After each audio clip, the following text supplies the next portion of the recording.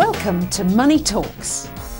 Today I'm going to be talking about customer service and how it affects the global economy. When a country is experiencing an era of prosperity, we so often see the level of customer service slipping greatly.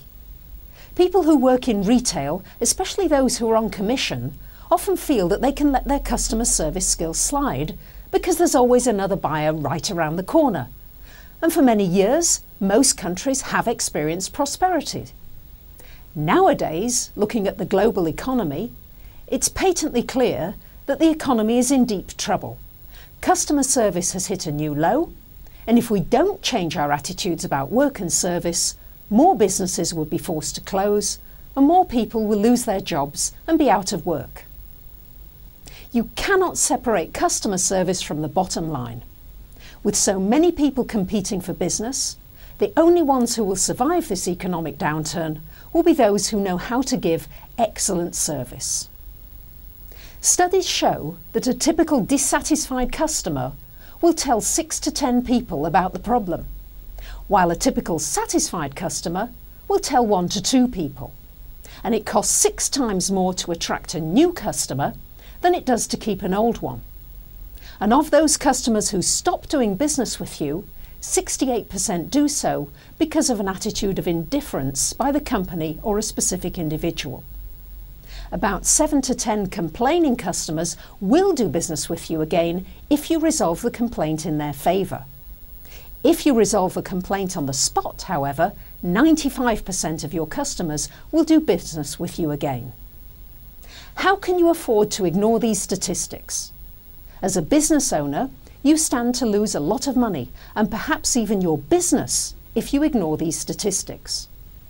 As an employee, you stand to lose your job if you don't pay attention to your customers' needs.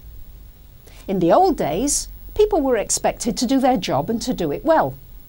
And if they didn't, they were fired. Today, we're living in litigious times. Due to the recent spate of lawsuits, companies are afraid to fire people for fear of being taken to court. So now they're stuck with employees who don't really care about the company, who are poorly trained, and whose attitude of indifference gives customer service a bad name. And this has contributed greatly to the failing economy. In fact, good customer service is so rare that nowadays we find ourselves praising company employees profusely just for doing their job. In other words, we're getting accustomed to employees who are not properly trained, who have no job skills, who cannot think their way out of a paper bag, and who are absolutely indifferent to their customers' needs. And we wonder why the economy is in such bad shape. We've already seen how manufacturers use the concept of planned obsolescence. If your washing machine has a warranty of 3 years, we can almost be sure that it's going to be ready for the rubbish heap in 3 years and 1 week. There was a time when a washing machine would last forever and a day, and if you needed service, the store would send someone who was reliable and knowledgeable and capable of fixing that machine. Customer service is the bedrock of any business, whether you provide a service or a product. If you are diligent about keeping appointments, being on top of follow-ups, correcting problems immediately, and having a cheerful cooperative attitude, you can't help but be successful, no matter what the economy.